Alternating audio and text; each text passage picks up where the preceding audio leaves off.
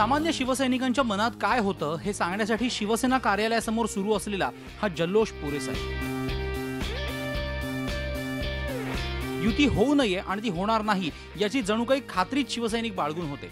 तरी देखील भाजप सेनेच्या नेत्यांनी युतीची बोलणी सुरू ठेवली। अर्थात तो नुसताच फार्स होता आणि महत्त्वाचं म्हणजे सारं काही मुंबईवर अवलंबून होतं हे स्पष्ट झालंय।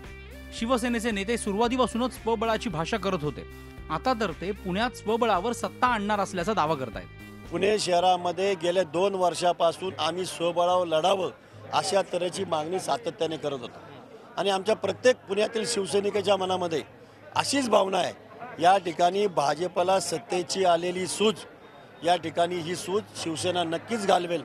मात्र नेत्यांच्या पोटात काय आहे आणि ओठात काय आहे हे कळणं अवघड असतं।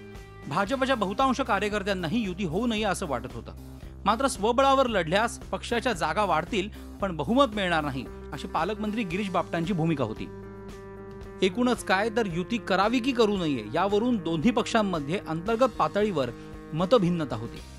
अशा वातावरणात चर्चेसाठीच्या बैठका टाइमपास करून गेल्याचं म्हणता येईल। मागील 5 निवडणुका एकत्र लढलेले भाजप सेना महापालिकेसाठी पहिल्यांदाच एकमेकांविरोधात लढतायत। गेल्या निवडणुकीत दोघांचे मिळून 41 नगरसेवक निवडून आले होते।